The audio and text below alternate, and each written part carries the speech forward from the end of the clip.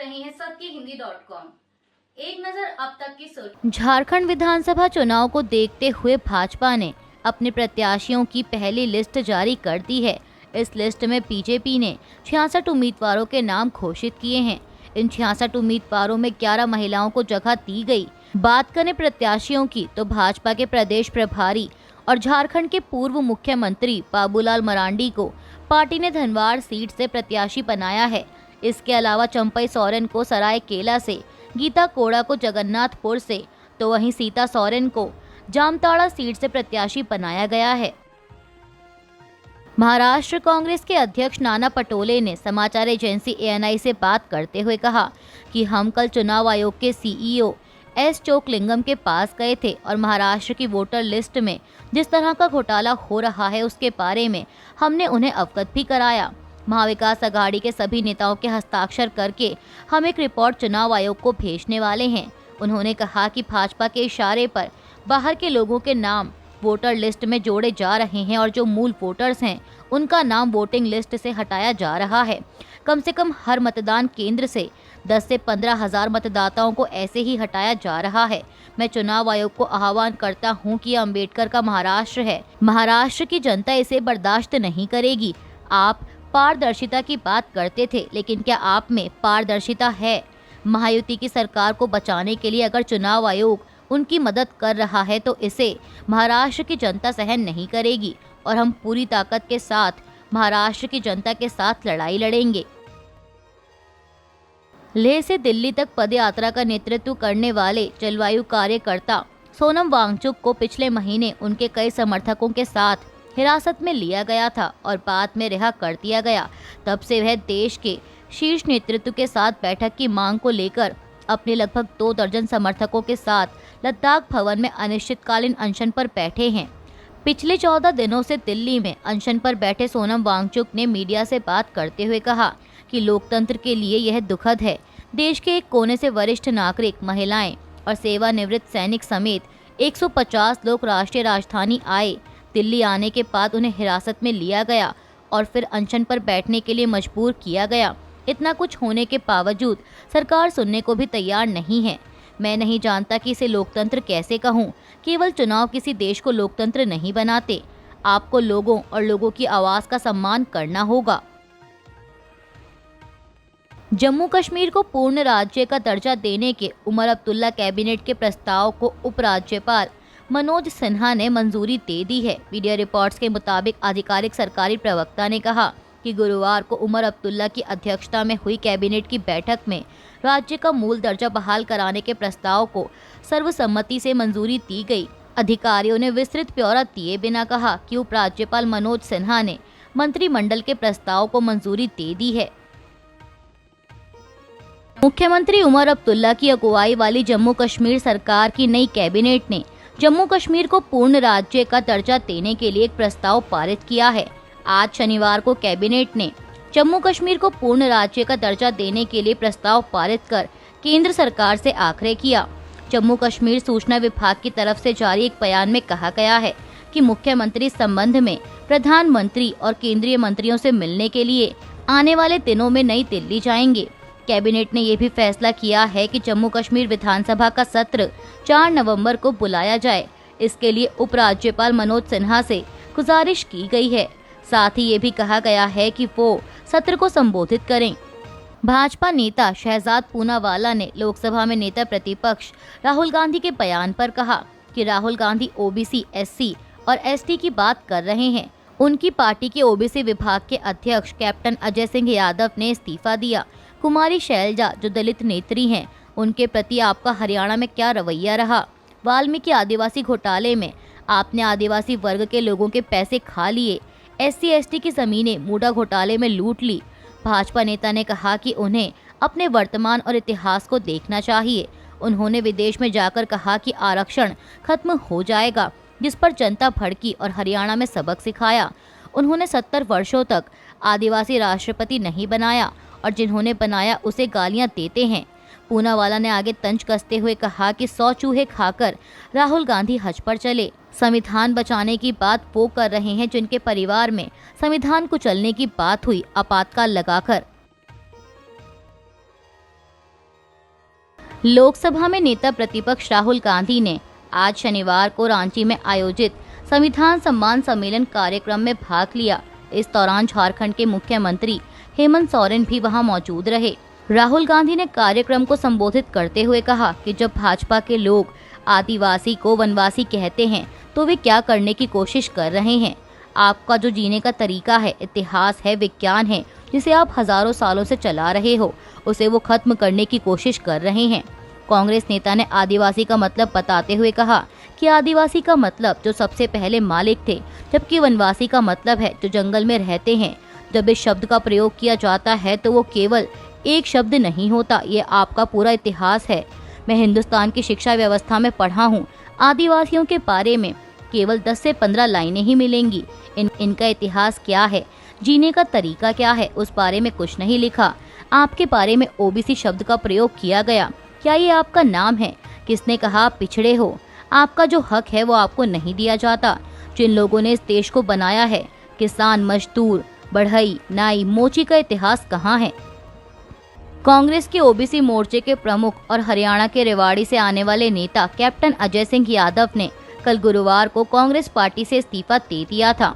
उन्होंने कल शुक्रवार को एक्स पर कहा कि जैसे ही पार्टी अध्यक्ष उनका इस्तीफा स्वीकार करते हैं, वो पार्टी छोड़ने पर विस्तार से बात करेंगे। उन्होंने लिखा कि मैं कोई संत नहीं हूँ, मैं एक राजनेता हूँ और जैसे ही कांग्रेस अध्यक्ष मल्लिकार्जुन खड़गे जी मेरा इस्तीफा स्वीकार कर लेंगे, मैं अपने भविष्य की रणनीति तय करूंगा और कुछ नेताओं की ओर से मेरे राजनीतिक करियर को नुकसान पहुंचाने के लिए की गई कार्य प्रणाली और बाधाओं का विस्तृत विवरण दूंगा। उन्होंने बताया कि उनके लिए इस्तीफा देने का फैसला बहुत कठिन था। उनका परिवार कांग्रेस पार्टी से साल 1952 से जुड़ा हुआ है, जब उनके पिता राव अभय सिंह विधायक बने थे। आपको बता दें कि कैप्टन अजय सिंह यादव कांग्रेस के बड़े ओबीसी नेता थे। वह हरियाणा के रेवाड़ी से 5 बार के मंत्री और विधायक रह चुके हैं।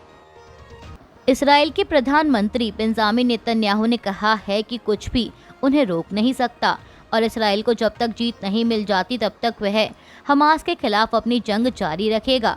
सोशल मीडिया पर डाले गए एक वीडियो में नेतन्याहू ने कहा कि हमने हमास के नेता याह्या सिनवार को मार दिया है। नेतन्याहू कहते हैं, मैंने कहा कि हम फिर खड़े होने के लिए युद्ध लड़ रहे हैं और हम अंत तक आगे बढ़ते रहेंगे। आपको बता दें कि इस बीच इसराइल की सेना ने आगे के अभियानों को देखते हुए दक्षिणी लेबनान के कुछ हिस्सों में लोगों को घरों को खाली करने को कहा है। इस्राएली सेना के प्रवक्ता ने सोशल मीडिया पर कहा कि आप लोग हिजबुल्लाह से जुड़ी इमारतों के आसपास रह रहे हैं, जिनके खिलाफ आने वाले समय में इस्राएल की सेना कार्रवाई करेगी। झारखंड में विधानसभा चुनाव की तारीखों का ऐलान होने के बाद एनडीए और इंडिया अलायंस दोनों गुटों में सीट बंटवारे को लेकर चर्चाओं का दौर शुरू हो गया है। अब इस बीच झारखंड के मुख्यमंत्री हेमंत सोरेन ने मीडिया से बात करते हुए सीटों के बंटवारे को लेकर प्रतिक्रिया देते हुए कहा कि विधानसभा चुनाव के पहले चरण को लेकर यह बातें तय हुई हैं कि राज्य की 70 सीटों पर इंडिया गठबंधन के जेएमएम और कांग्रेस के प्रत्याशी होंगे। उन्होंने आगे कहा कि बची हुई विधानसभा सीटों पर हमारे सहयोगियों के साथ जो कुछ लोग अभी आ रहे हैं, उनके साथ बैठकर बाकी जगहों की भी सीटों पर कौन कहां से चुनाव लड़ेगा यह तय कर लिया जाएगा। अब झारखंड के मुख्यमंत्री हेमंत सोरेन के इस बयान के बीच इंडिया गठबंधन की सहयोगी आरजेडी की नाराजगी की खबरें सामने आ रही हैं। सीट शेयरिंग के मुद्दे पर समाचार एजेंसी एएनआई से बात करते हुए आरजेडी नेता मनोज कुमार झा ने कहा कि हमारा आरजेडी का पूरा नेतृत्व यहाँ है। आज सुबह बैठक हुई और उस बैठक में ये पाया गया कि ताकत जनाधार की है, जो कि आरजेडी के पक्ष में है। पिछली बार हम 7 सीटों पर लड़े क्योंकि लालू यादव का हृदय विशाल था। हमारा लक्ष्य था भाजपा को हटाओ, जो आज भी है। दुख के साथ कहना पड़ता है कि एक तरफा फैसला लिया गया। अलग अलग जिलों में हमारी जो मौजूदगी है वो बहुत ताकतवर है। हम अपने गठबंधन के सहयोगियों को कहेंगे कि उसके अनुसार फैसला लें। कल से हमारे नेता प्रतिपक्ष तेजस्वी यादव रांची में हैं। राष्ट्रीय प्रधान महासचिव यहाँ हैं। सब लोगों के होने के बावजूद अगर गठबंधन की बनावट की प्रक्रिया में आपने हमें संलग्न नहीं किया तो इस बात का दुख तो होता है। कष्ट इसलिए भी होता है क्योंकि हमारी ताकत शायद बहुत ज्यादा है। हम लोगों ने 15 से 18 ऐसी सीटें चिन्हित की हैं जहां हम शायद अकेले ही भाजपा को परास्त करने में सक्षम हैं। तमाम विकल्प खुले हुए हैं क्योंकि कोई भी राजनीतिक दल अपने नेताओं और कार्यकर्ताओं की मनोभावनाओं को दरकिनार करके आगे चले यह उचित नहीं लगता। वहीं झारखंड विधानसभा चुनाव में सीट बंटवारे पर झारखंड के स्वास्थ्य मंत्री बन्ना गुप्ता ने कहा कि सीट बंटवारे पर हमारे प्रभारी अध्यक्ष, सीएलपी नेता और इंडिया गठबंधन की टीम बैठी है। इत्मीनान के साथ सभी चीजें हो रही हैं, कहीं पर भी मतभेद नहीं है। इंडिया गठबंधन मजबूती के साथ काम कर रहा है। झारखंड की महान जनता दोबारा इंडिया गठबंधन को हेमंत सोरेन की सरकार को मौका देगी। इसके अलावा आरजेडी की निराशा पर कांग्रेस नेता पवन खेड़ा ने कहा कि किसी से कोई नाराजगी नहीं है, सब ठीक चल रहा है। समाजवादी पार्टी ने महाराष्ट्र में होने वाले विधानसभा चुनाव के लिए विपक्षी महाविकास अखाड़ी से 12 सीटें मांगी हैं। पार्टी प्रमुख अखिलेश यादव ने आज शनिवार को यह बात कही। उन्होंने उत्तर महाराष्ट्र के धुले जिले में पत्रकारों से बात करते हुए कहा कि उनकी पार्टी ने कुछ सीटों पर उम्मीदवारों की घोषणा की है जहां उनके मौजूदा विधायक हैं और उन निर्वाचन क्षेत्रों में भी जहां उन्हें लगता है कि वे मजबूत हैं। अखिलेश ने कहा कि उनकी पार्टी कुछ सीटों से संतुष्ट है। महाराष्ट्र विधानसभा चुनाव को लेकर एआईएमआईएम प्रमुख असदुद्दीन ओवैसी ने पीटीआई से बात करते हुए कहा कि महाराष्ट्र में हमारे प्रदेश अध्यक्ष ने एमवीए सदस्यों को एक पत्र लिखा है और वह बातचीत के लिए तैयार हैं, लेकिन हमें नहीं पता कि उस गठबंधन के सहयोगी क्या फैसला करेंगे। लेकिन एक राजनीतिक दल के तौर पर हमें चुनाव लड़ना होगा और देखेंगे कि क्या होता है। ओवैसी ने आगे हरियाणा चुनाव के नतीजों पर भी टिप्पणी करते हुए कहा कि हर विधानसभा चुनाव महत्वपूर्ण होता है, हर उपचुनाव का अपना महत्व होता है। हाँ, सभी को उम्मीद थी कि भाजपा हरियाणा हार जाएगी। अब मुख्य पार्टी कांग्रेस को आत्मनिरीक्षण करना है और जवाब ढूंढना है कि वे क्यों नहीं जीत सके।